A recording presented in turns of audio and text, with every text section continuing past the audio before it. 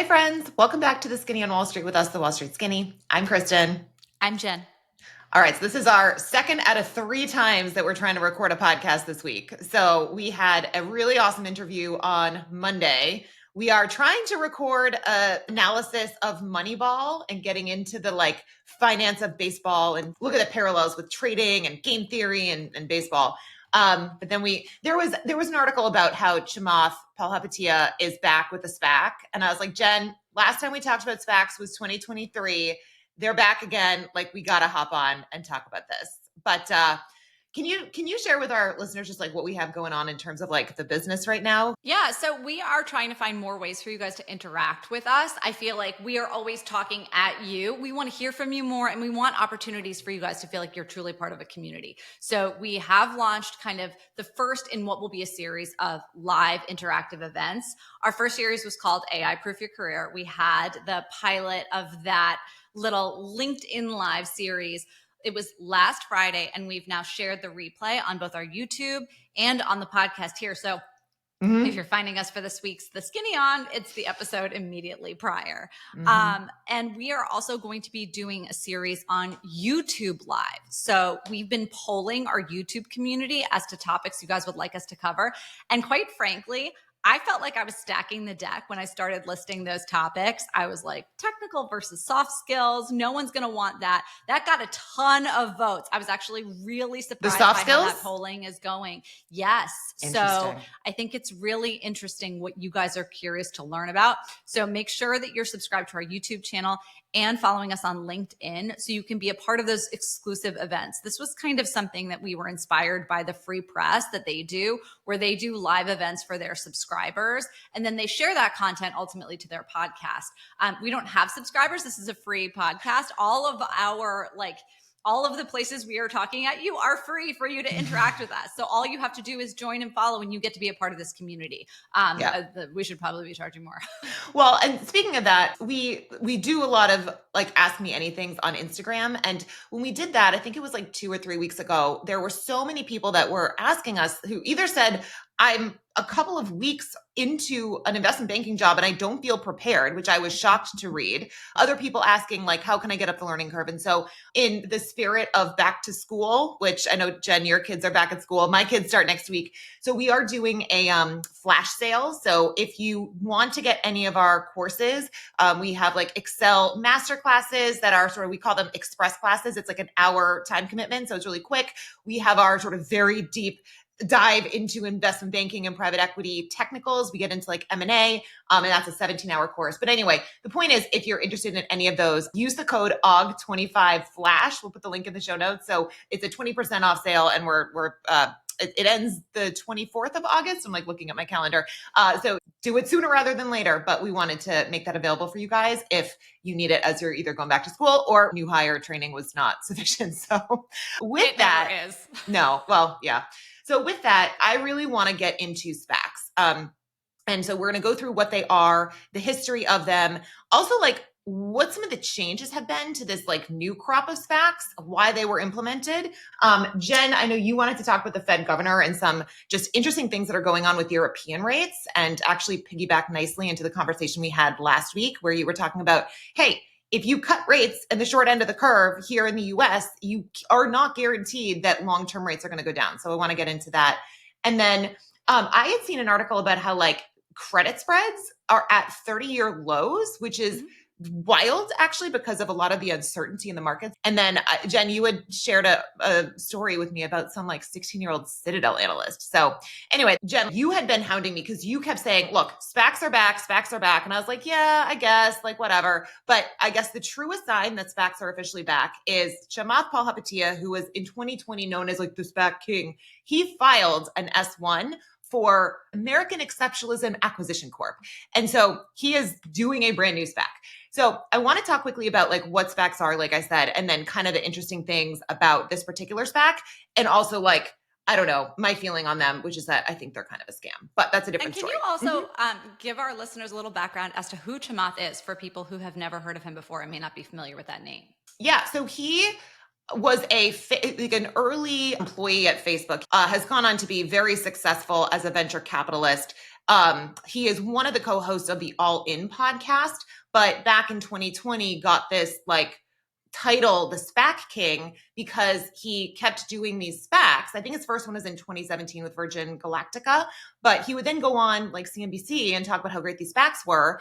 And a lot of retail and, buyers would buy in 2020, we had this huge stimulus, lots of people were getting money. And so we've talked about this trend where there's a lot fewer companies that are going public. And in 2020, it was obviously very hard to go public with COVID. Like there was just so much uncertainty. So at that point, it made sense that you had like these retail buyers who didn't have any way to access some of the private markets. Like this was almost a way for them to get access to them. And especially when there's this person who's been wildly successful, right? Who has had his own venture capital firms. And he's like, I'm going to be going out and doing this SPAC. And what a SPAC is it's basically where you have some sponsor. In this case, it's Chamath, but there's been other ones like Bill Ackman tried to do a SPAC. You had, I think like Paul Ryan did a SPAC, Martha Stewart might have done a SPAC. So you have these people who are the quote unquote sponsors, and we'll talk a little bit more about that in a sec, but they go out and they do an IPO, but it's for a company that is a shell company. Or sometimes called a blank check company, or I think of it as like a company about nothing, like, Q Seinfeld, the show about nothing, but they go out and they raise money and basically it goes into this trust. So right now, again, in this American Exceptionalism Acquisition Corp, they're raising $250 million, which consist of 25 million Class A ordinary shares, and each of those shares is priced at $10. So they go out and they raise money, right? That's this whole thing with the SPAC. So he's filing this S1. This is the filing document that you have to file when you are preparing to go public, right? So we talked about Figma going public a couple weeks ago. They did the same thing. The difference is here, you are doing it for a blank check company versus if it's like Figma, there's going to be a whole set of financials. There's a whole bunch of information about the business, the risks, blah, blah, blah, blah. Here, it's literally just join my SPAC. And then we're going to go find some company. We don't know what it is. We don't know where it's going to be located. It could be here. It could be in like Asia. It could, whatever. It could be all over the place, but join my SPAC. And then the second step is there's like 18 to 24 months that the sponsor has to basically find a private company to buy. And so that's why I kind of say that it's this backdoor into going public, because you have private companies out there. So we used an example in the past of WeWork going public via a SPAC. By the way, WeWork tried to go public the regular route, like via an initial public offering, and it was an epic failure. Like it was so bad. And so, but they did ultimately, they were able to go public via this SPAC. So it's kind of like this backdoor into going public, because you have this public shell company that buys the private business. And by doing so, that private business now is a publicly traded business. So that's what you see with these SPACs. Now, a couple of things about, I should say, the old school SPACs, if you will. So OG SPACs, what would happen is if you were buying into like a share, it actually wasn't a share, it was a unit. And it consisted of one share and either like a fraction of a warrant or a whole warrant. And a warrant is just like, it's an option, right? It's the right to buy shares at some strike price in the future. And so they were usually struck if there was, the thing is going out at $10, the warrant would have a strike price that call it $11.50. And fun fact, the difference between an option and a warrant in this investment banking world is that a warrant is basically an option that's given to outsiders. So when, again, the investment banking world, when you hear people talk about options, it's basically like stock options given to employees. Warrants are, again, like when you're getting like primary shares, the company is issuing new shares, it's being issued, but it's to an outsider. So that's the key difference. So it was this unit where it was a warrant and a share. Now, the thing that is insane is that SPACs were this like disastrous, almost like failure. It was sort of a joke about how poorly SPACs had done. And I actually pulled up the performance of Chamath's SPACs. So I sent you this list, Jen. I'm going to pull it up myself. So the SPACs that Chamath had done, he did Virgin Galactic, Open Door, Clover Health, SoFi. There's some called like Accolade, Interactive, and Pro Kidney. All of them are down between like 60 to 95%, with the exception of SoFi, which is up. So they usually do the SPAC, like the initial public offering price is $10 and SoFi is up to $22.75. Everything else is sub 10. So some of the things that have changed is that in this new crop of SPACs, I was looking at the S1 for American Exceptionalism Acquisition Corp, and what you're buying into is no longer the share plus the warrant. It's just Class A shares. And so I was looking into like, why have they made this change? Part of the reason is first is just the dilution. Like if you're giving out a whole bunch of these options, like that's going to dilute future shareholders who want to buy in. But more importantly is that there was this class of investors that sprung up called SPAC ARB funds. And what they would do is they would buy into the SPAC. And then the process of actually what's called de-SPACing, which is where there's that merger, is when that happens, these SPAC ARB funds would sell off the share and they would then hold on to the warrant. And so they were basically getting like this free option. I want to understand. So if you buy the warrant and you sell the underlying share of the SPAC and you are now long from that $1.50 level in that spread, like will the warrant go up in value when you identify a target, or like when is the moment for that SPAC? No, I think when are they trying to monetize that $1.50 spread? No, that was right as the SPAC was about to do the merger, I believe. So you've already identified the company, it's been approved, and you're about to basically just close the deal, and they then sell out of those warrants at what, $12.50? Hold on, let me look up exactly. there was a paper I found on this. This was something that was new to me, and it was like the art of SPAC ARB. Basically, one of the strategies is you acquire the SPAC unit, preferably at a discount to the NAV, the net asset value. When a deal is announced, you observe how the market reacts to the potential business combination. Compare the SPAC common share price, right, to the underlying net asset value of the unit, which again includes that warrant. And then at the time of the vote, if the SPAC price is above the NAV, you sell, and if it's below, then you redeem. And so you vote for the deal, hold on to the warrant, and then you have that upside optionality. So it was just like people were gaming the system. And I guess there were some other strategies, but like whatever. The point is that people were gaming the system. And so I thought it was very interesting that all of a sudden in these like 2025 vintage SPACs, you no longer are seeing that warrant, which was traditional with the regular SPAC. Okay, so if you were to look at this S1, there's 25 million ordinary shares that are going to be sold into the public markets. Okay. Now, there are an additional, so it says on July 25th, the sponsor paid $25,000, 1/5 of a penny per share, to get up to 12 million Class B shares. So they're selling the 25 million for $250 million, yes, but they're getting 12 million for 25,000, right? So they're obviously getting it at a significant discount. Mm-hmm. Now, this ultimately equates to roughly 30% of the total shares. So these Class B founder shares are convertible into Class A. So again, 30% is being given to the sponsor. That is something called promote. Now, the one little, I guess, difference between this and some of the quote unquote earlier vintages is that for the sponsor to get these shares, there are share price performance hurdles. So basically, if the share price 30 days post de-SPAC is $15, so basically it goes up 50%, they get a third of the shares. If it's gone up to $17.50, so it's up 75%, you get an additional 2/3 of the shares. And if it's up to $20, so basically the IPO is doubled, they get the remainder of those 12 million shares. So there are share price hurdles. If the deal does not do well, they don't get any. But what's interesting, because again, I had looked up using ChatGPT what the share price performance was for a lot of the SPACs that he has done previously.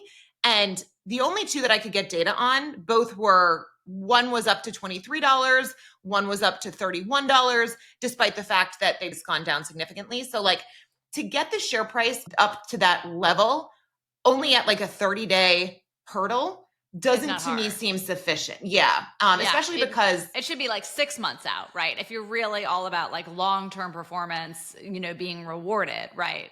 Yeah, I mean, I would think it should be something where there's like, you get some amount of 6 months out, it's done well. Another, if there's like 1 year out, it's done well. And then, 5 years out. Like that to me would make a lot more sense. But the idea that you are giving away 30%, that is huge, right? Like that you are buying in, and whatever you think you're buying, 30% is potentially going to somebody else. The traditional SPACs back in the day were 20% with no hurdles or anything. But still, I mean, that seems like insane. A couple of other just interesting points. And so we went through this, like we said, when we did our like SPAC deep dive back in 2023. But another thing that's interesting is that when you're going out and finding a company to merge with, you're basically trying to find a target that is 5 times bigger than the SPAC's cash pile. So said differently, in this SPAC, they're raising, call it $250 million. They will be looking to buy a business that's, call it like $1 to $1.5 billion. And so the reason is that when they do this merger, they're not like buying the whole business. It's not like they're eating the whole thing. They're only buying kind of like a sliver, and a majority of the existing investors in that private company. So like think back to our WeWork example, they're actually rolling their equity into the new business that is publicly traded. So it's not a liquidity event for the majority of existing investors. And just to kind of bring home and make this more tangible, like story-wise, right? In WeWork, we were watching We Crashed, and they really kind of played up these employees who were so excited to finally cash out. Like they had all this sweat equity put into the business. They were working their butts off. They saw the IPO, which ultimately failed as this liquidity event. And then ultimately what happened, right, is they then went public via a SPAC. And when they did the SPAC, again, most of those employees like did not cash out. Yeah. And by the way, 2 years later, WeWork then went bankrupt. So anyway, so the point is that when they're going out and doing this acquisition, they're buying a business that is much larger. It's this backdoor into going public where you have a little bit of liquidity to sort of now start selling out if you're the private company being bought. But not all those employees and all those people who have the actual equity in that business are going to be able to sell it at the time. Like the end result looks very similar to a traditional IPO. And just to kind of remind ourselves, right, we talked about Figma going public a couple weeks ago. They took 6% of the equity public. You're only taking a small portion of the business. If anything, it's a larger percentage with a SPAC that's going public, all else being equal, than something like that, right? If you're looking for 5-to-1 raise, you've got 20% of the company versus 6. Yeah. But so the last thing that I just want to say is, it's funny, right? I was talking about the SPACs. If you had invested into the SPACs in 2020, like you're on average significantly down versus had you bought into the S&P, you've been like, it's been gangbusters. The initial performance of those SPACs was quite good. So people are like, oh my gosh, you're making like 4, 5, 6 times your money in that short window, right? 30, 40, 50 days post like the IPO. And with all the exuberance of people like sitting there day trading and like on Twitter and Reddit and Wall Street Bets and blah, blah, blah. It's like sort of like meme stock like, but again, the long-term performance has been pretty abysmal. The other issue with SPACs is that not only is there the promote to the sponsor where you're giving away like 30 freaking percent, 20, 30%, there's also the fees you're paying the bankers. So, when you do IPOs, the traditional fees are in the order of like, usually, well, it depends on how big the company is, but it's not insignificant. This American Exceptionalism Acquisition Corp, the fees are to the bankers. Let me just look at what the underwriting discount is. So if it's a $10 share price, the fees to the banker are 31 cents. So that's roughly 3%, which is, pretty traditional. But you then also have the fees with the merger. So you're basically getting hit twice. At least with a traditional IPO, you have the IPO fees, like the underwriting discount, which again, bigger companies can negotiate. Like in Facebook, I think it was literally like basis points that were paid. The smaller the company and like the harder it's going to be, usually the higher the fee. You can see up to 6, 7%. But here you're paying 3% to the underwriters. And then there are the fees when the merger goes through. So the fees that you are paying on these things, if you buy into a SPAC, are absurd. And so again, I feel like it is this huge scam. First of all, if it's such a great company, why not go public the traditional route? We just saw what happened with Figma. If you want to be a public company, do a direct listing or go, why are you doing the SPAC route? And I guess the argument is, well, now you get like Chamath on your board and like he has a history of working with companies. He's worked in the venture space. Like he has an expertise with Facebook or Meta, but I still feel like it's a scam. I feel like SPACs are a scam. I think what would be a really interesting comparison, and one that I certainly don't have the capacity to run this analysis. You made the comparison offline between SPACs and search funds. Yes. So looking at the fee structure of a search fund and the timeline for identifying, acquiring, managing a target company for them relative to a SPAC, and kind of see who outperforms over a given period of time, right? It seems like the SPAC game is like it's a great result right out of the gates and everybody makes a ton of money, and then it seems to just die over time, versus the search fund is more of a long game with at face value a higher fee structure because it's that more traditional private equity fee structure. But what are the actual lower returns fee to the structure. investor? Yeah. I'm sorry? I think that the fee structure is almost lower with the search fund. But just to remind our listeners of what a search fund is. So we had an interview with someone named Jesse Sapphire who talks about entrepreneurship through acquisition. And so what a search fund is you're basically, if you're a private equity firm, you're making the bet on like the searcher. You're making a bet on some entrepreneur. We also did an episode very early on where like there was, I guess, these private equity firms that were like trying to farm talent at a business school and be like, you know, you have to go through this like massive application process. And then if you are the chosen one, then, you know, we will be almost like taking a bet on you. And so the private equity firm raises money so that you have some entrepreneur who, by the way, maybe doesn't have the money to go out and buy a business themselves. Like our friend Jesse Sapphire, Correct. he had the money himself. But in the case of the private equity firm, you find your pony, right? You have some person you're taking a bet on. They need to go buy a business. And then that ultimately, it's similar. It's the same idea, but it's just here you're like, it's an entrepreneur. Becomes then your portfolio company for the private equity firm that is run by the searcher that you groomed and backed and helped them along their search. And to your point, and actually I'd be curious to look if it's the traditional like 2 and 20, but you know, your fee structure with a traditional private equity firm is you're paying 2% management fee every year. And then 20% of the upside. Like in this case, it's just 30%. There's no like ongoing quote unquote like management type fee. It's just you get the 30% if things go well.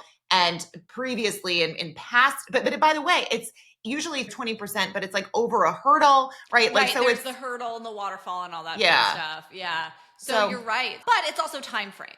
So, you know, it's one thing to get your 2 and 20 fees over 5, 7, 10 years, whatever that structure looks like.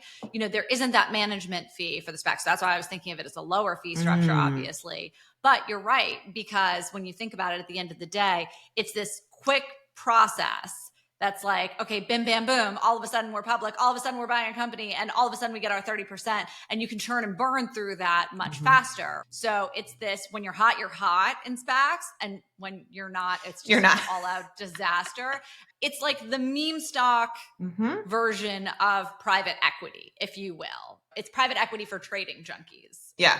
And by the way, the founder share convert into Class A if the share price is $15 or more for, so this is the exact language, 20 out of the 30 trading days after the merger.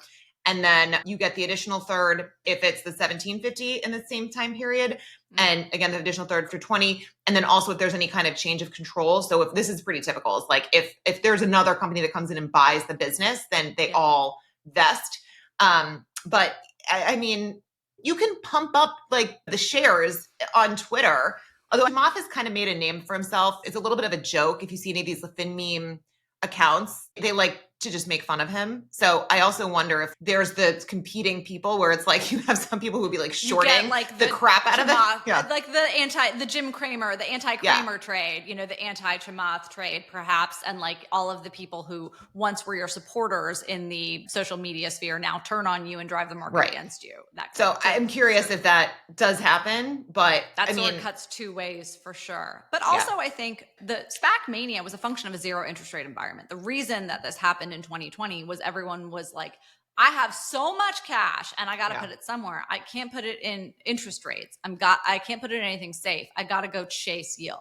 So it's interesting to see that as we are on what seems to be the precipice of a monetary policy easing, that we are seeing this excitement and this enthusiasm for this kind of vehicle again. It's like what's old is new. We're back in, 2020 level activities with a lot of these risk assets.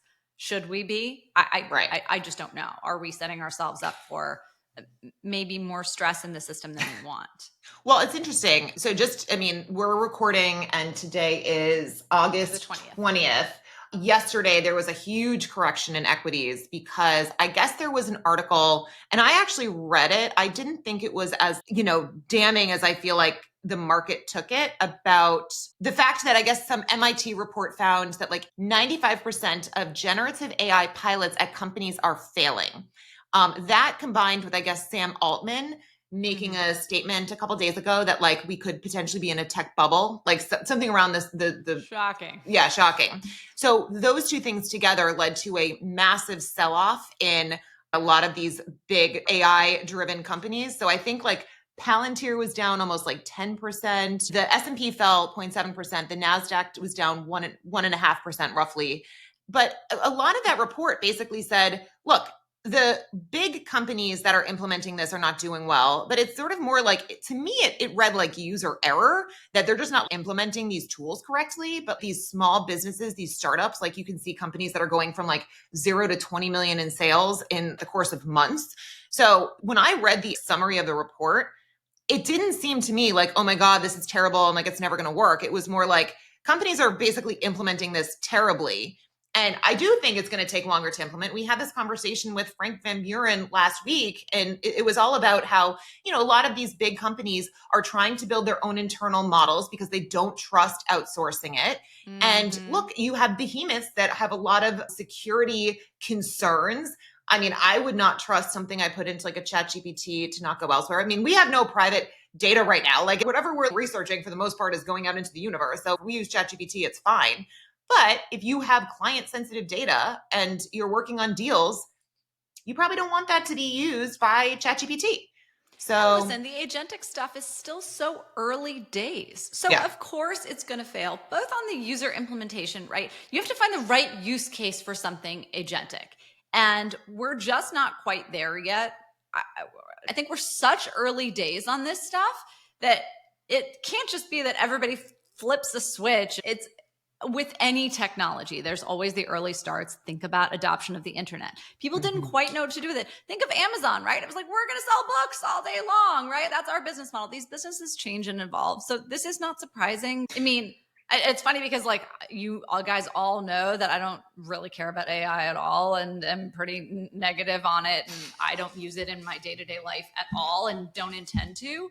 But I feel like I need to defend it here and be like, listen, it doesn't mean that it's a failed experiment. It just means that it hasn't been like the instant success that's making everybody else's lives so much better and richer and more fulfilling than you thought it would be. I mean, honestly, I used it to pull a list of Chamath's freaking SPACs, where they IPO'd at, the performance they were at 30 days post merger, and then where they are today. Like, I mean, it was great because otherwise I'd have to do it myself because obviously the share price changes all the time. You can't just like look up an article, be like, where is it as of like this random date? So I was like, you know what? I'm going to let my 5.0 version, and I think it actually did a great job.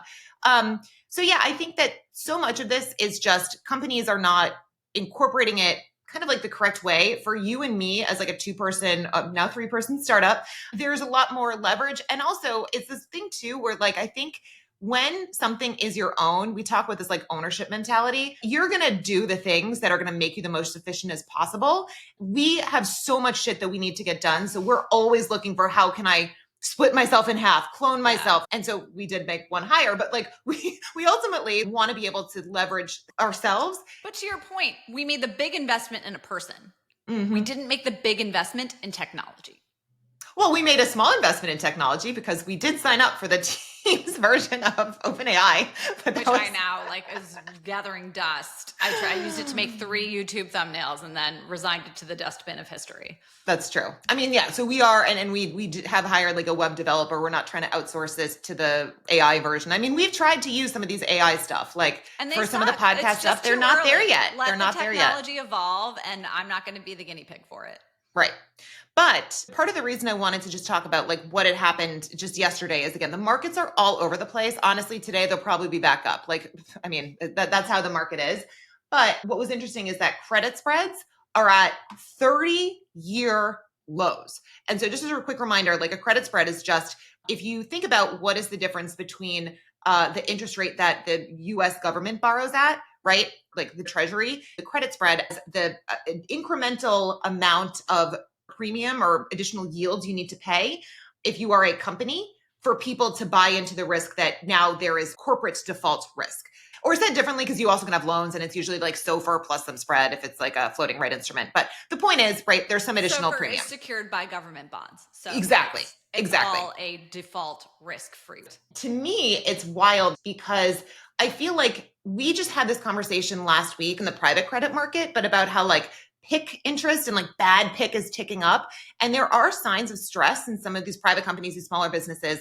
And there is still the uncertainty of the tariffs, right? Like you have the Goldman research guys who are like, we're not going to probably see the full impact until October. There have been great earnings. I mean, earnings this past earnings season were amazing, but there was a lot of people that potentially pulled things forward, right? You had companies that potentially stockpiled some of their inventory. So like the price increases haven't gone through. So we haven't necessarily seen the full impact yet. And so the fact that credit spreads are at all-time tight is that investors are not demanding much premium for that additional risk. They're basically like discounting the actual risk and they're not getting paid for it. And the Financial Times had a great quote. They were like, credit markets are weirdly confident despite threats to the global economy. So just kind of an interesting data point. That it's a supply demand dynamic. It's a cash trap. This is not none of this surprises me whatsoever. This is the most obvious thing in the world. I talked about this months ago, and this is the logical outcome. When you all of a sudden start to price in easing monetary policy, you have to reach for yield. So people need stuff that is kicking off income in their portfolios. Yeah. And if there are no exits from your private equity investments, if there's 5 stocks and they're all priced on the moon, what are you going to buy? You are going to buy high-grade corporate bonds, and you're going to continue to compress those yields. There's nothing surprising about this to me whatsoever. Cool. Well, then, I mean, yeah, that's not until something... we get actual stress, until we get actual default, and then it all happens at once, right? Mm-hmm. Up by the stairs, down by the elevator shaft. Exactly. We're priced to perfection. None of this is surprising whatsoever. Cool. Well, so then, Jen, do you want to talk a little bit about just the Fed governor and then what's going on with rates in Europe or the rest of the world? Yeah, so there was a headline this morning, right as we were about to hop on this call, that Trump is calling for the resignation of one of the Fed governors. The chairman of the Federal Housing Finance Authority, which is the regulatory body for like Fannie and Freddie and stuff like that, is launching an inquiry into her for potential mortgage fraud. I don't know the full details of the case, but I guess she purchased a primary residence or purchased a home as a primary residence on her mortgage documents, and then 2 weeks later bought another home as her primary residence. And so just to back up for our people who are not familiar with how U.S. mortgages work, this may be different from whatever country that you're in, but we have talked about all the different ways that we subsidize housing affordability in this country. And one of them is if you are buying a home as your primary residence, not only do you get these tax exemptions that we talked about when you go and sell it, but you actually get a lower mortgage rate than if you are buying a second home or if you are buying an investment property. So your rate is lower, but you have to actually live in that house. You can't go rent it out because that would be mortgage fraud. You would be saying, hey, I want this lower interest rate that's de facto subsidized by the government and benefit from that because it's my primary residence, and then turn around and go rent it out to someone and now collect a bigger spread between what you're paying for your financing and what you're getting as your income on that investment.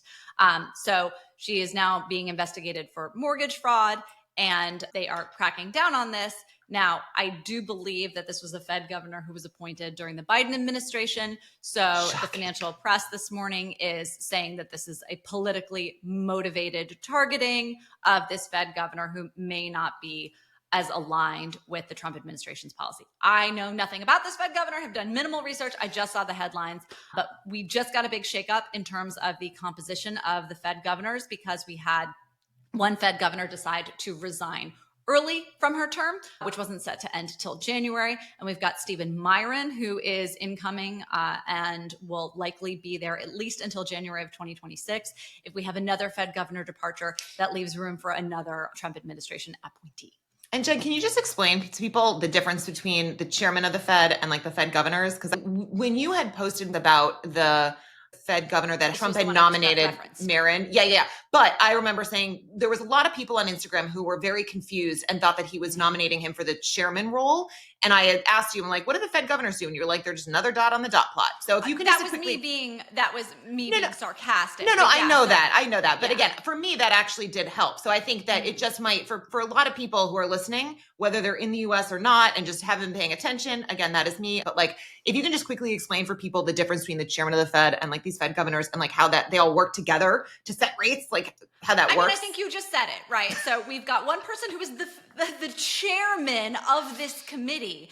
And then you have the Fed governors who are obviously doing smaller roles within this committee, and they are contributing to the monetary policy decisions that are made. They are voting members. They're voting members, non-voting members. But like the bottom line is, if you are one of the Fed governors, you are not the person who is getting up at the big conference after the Fed meeting and taking questions from the press and giving the big prepared remarks. And you are not the one at the end of the day who is at the forefront of this institution and kind of the face of that policy. You are a voting member and you are very critical to that overall decision, but you are not the big chairman of the Fed writ large, which is currently Jerome Powell. But like, is at the end of the day, is it Jerome Powell who says we're going to drop rates by this amount, or is it the governors who vote? Right. So that's the whole thing. So it's not Chairman Powell himself. Like, there is this view that if Trump puts in someone who he wants, who thinks rates should be lower, but the majority of the voting bloc doesn't agree, then they can't just drop rates. Correct.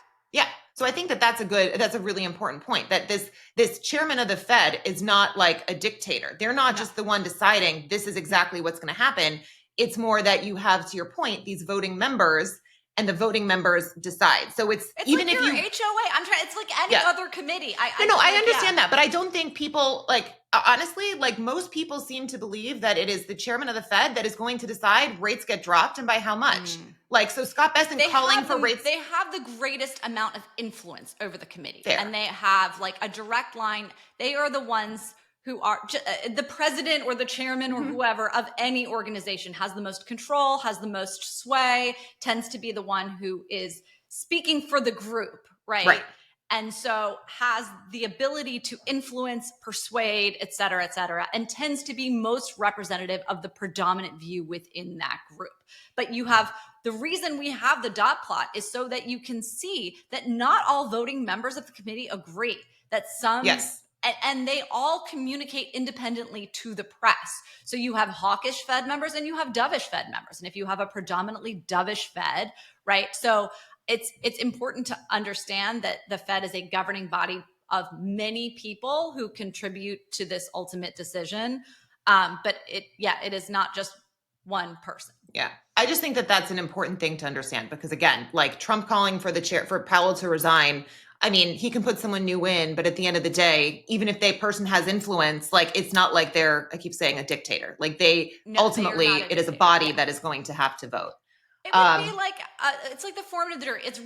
And I can come up with like every single example of a governing body. Yeah. But I think that is something that is not communicated. And I don't think I think there's a lot of people that know this. I think there's a lot of people that don't understand that. And I think that the way that it's communicated in the financial press, like, that nuance is missed. To me, it was like Chairman Powell, like, they all vote, but then he had the ultimate, like, veto power. No, it sounds like. Well, actually, let me check. Does the chairman of the Fed have veto power? No. So it's just okay. But that's the whole thing. Like, I thought that they had a lot more control. Guys. Like, this is but not... again, I don't think people know that. I didn't know that. I mean, and the fact that you had to check is also like sign that probably there's a lot of people that don't know that. Well, I had to check because, like, you just wanted to confirm. You were like 98%. I just want to be 100. Yeah. Yeah, exactly. But they are shaping the conversation. They are influencing and guiding the conversation. Here's the thing. Now we're getting deep into Jen's pet peeves. This is going to turn into a rant here if we're not careful. People think that FED is an acronym. It is not. It is short for the word Federal Reserve. But you want to use an acronym. Use the acronym FOMC. And then you will understand the Fed intuitively. It is the Federal Open Markets Committee. And that is what Chairman Powell is chairman of. He is chairman of the Federal Open Markets Committee. Committee is a group of people who meet together to vote and make decisions together. It is a majority rule committee that ultimately shapes monetary policy. And so those governors are appointed during different political regimes and will have different biases, different beliefs about how monetary policy should be enacted. And they don't always agree. So that's why they vote. And speaking of which, you know, you talked about last week about the differential between short-term rates and long-term rates. And so if you want to just quickly touch on what's going on in Europe, I think that would be helpful. Yeah, I mean, it's funny. We've been talking about this a little this year, but if you look at any graph of long end European bond yields, whether it's German bunds, whether it's France, whether it's UK gilts, they all basically are up and to the right. And up and to the right for yields means down to the left for prices on bonds. So interest rates in the long end of all of these curves have been rising in an environment where the ECB has cut rates, I think, 8 times maybe since 2024, for a total of about 200 basis points.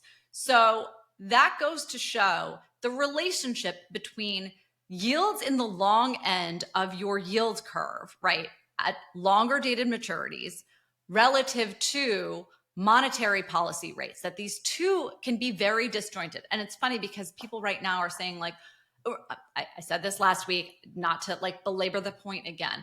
There were many people calling for this to happen in the US immediately around the passing of the big, beautiful bill, that we all of a sudden we're going to have these tax cuts and all this out of control spending. We're going to see a massive steepening out of the yield curve. And we have, but it hasn't been a bear steepening. It hasn't been the difference between 2-year yields and 30-year yields increasing because 30-year yields are going higher. It has been that difference increasing because 2-year yields have gone lower because we have everyone calling for the Fed to cut rates. So we've had what's called a bull steepening. Bull refers to a bull market. It's led by prices going up. Prices going up in the short end of the curve means yields coming down. It has not been a bear steepening, which would be bear is something going down. It's prices going down in the long end, therefore yields going up. So we have not had a bear steepening of the yield curve. Where we have had that is in Europe. And that is in response to, you talked about credit spreads being ultimately the extra yield premium that investors demand in order to take on the default risk of a company relative to a government borrower. The term premium that investors are demanding from European governments is increasing dramatically because of the level of fiscal irresponsibility within these governments, because there doesn't seem to be a plan to grow their way out. It just seems to be a plan to spend. And so the concern that I voiced last week in the US, if we ease into an inflationary environment, the risk is that we get a bear steepening of the curve where rates don't come down that much anyways in the front end because we've already kind of priced this in. But we do get a sell-off in long end rates because of the lack of fiscal responsibility, because we're now pumping more money into the system effectively, all that fun stuff, right? If we're borrowing and borrowing and borrowing to borrow our way out of actually not growing, then that potentially puts long-term pressure on long end yields. That's what we've seen in Europe. And we talk about credit spreads being at an all-time tight. If you're looking for yield, maybe you'll look to Europe. But nobody wants to buy the long end of these curves right now. So they're issuing more than ever and no one's buying it. By the way, I, just as a quick plug, Jen did a video on steepeners, which it's taken me a while. I finally understand bull versus bear steepeners. Yay! Hallelujah! Oh, man. This is what happens when you're 41 years old and like your brain is not a sponge the way I mean, we've talked about it. It's like, I want to go back to my 20-year-old brain, but yeah. Yes, me too. I know. And then, back to talking about signals. When we first started this podcast, I remember getting pushback of like, no one wants to be in finance jobs anymore. Everyone wants to be in tech jobs. And this was at like the very early stages of, oh my gosh, AI is so exciting. And we have seen nothing but doom and gloom out of the effective like job reports from the tech sector as far as the entry-level jobs go and kind of the lower level, what we call the analyst and associate levels, and even the middle management that would be the VP levels in our world. But I think there's almost no better indicator that the tides have maybe fully turned back to finance than the young prodigy who was hired into SpaceX at the age of 14 after he graduated college at that age. A young man named Kyron Kwasi, who graduated from, I believe, UC Santa Clara at the age of 14 and accepted a job at SpaceX, is now going to work at Citadel. So he's going into finance and he's working at one of the world's most prestigious hedge funds that also has a securities dealer attached to it. So just what is old is new again, and the best and brightest come our way. We're here to train you. Love it. But I just thought that was really fascinating. And by the way, for all of you who asked us the quant question, yes, he's gonna be a quant. Okay, Shocker. The one like if you, I always talk about this, like if you want to be a quant, you got to ask yourself, do I think I'm smarter than a computer? And this kid probably is. Yeah. But it goes back to this idea that the best and the brightest were pursuing these entry level roles in tech. And I kind of jokingly said to dig their own graves, right? Why don't you build all the code that is going to make hiring lots of young coders not necessary? And well, that's and yeah. So I was think listening. the tides may be turning a bit there. Yeah, I was listening to, again, I think it was the Big Technology podcast, and they were talking about that exact same thing, that a lot of these people that are in the tech world do see it as they are digging their own graves. I mean, and the graves for everybody else too, like the job graves for the rest of us. But it is ironic that they're digging their own graves. I did see, I think Liquidity had posted something about like, you can get paid to train to build Excel models. And I'm just like, again, digging your own grave. Like, what are they going to pay you? Like $15 an hour?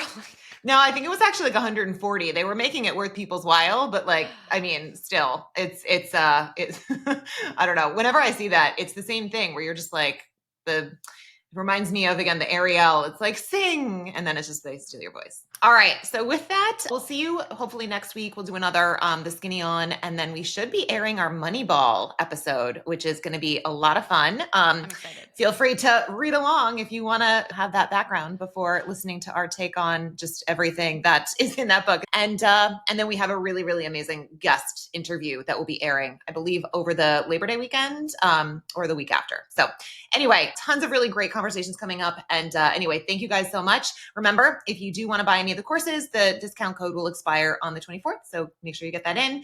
And I think that's it. Thanks. Thank you so much for listening, guys. If you're enjoying this, please share this with a friend. We love all the word of mouth and people just discovering us 175 episodes in. It's so exciting. I remember when we first started, someone was like, let me know when you make it to 100 episodes. And I was like, oh, we will. And now here we are at 175. So it's so exciting. All right, guys. Well, we'll talk to you soon. Thanks again. Bye.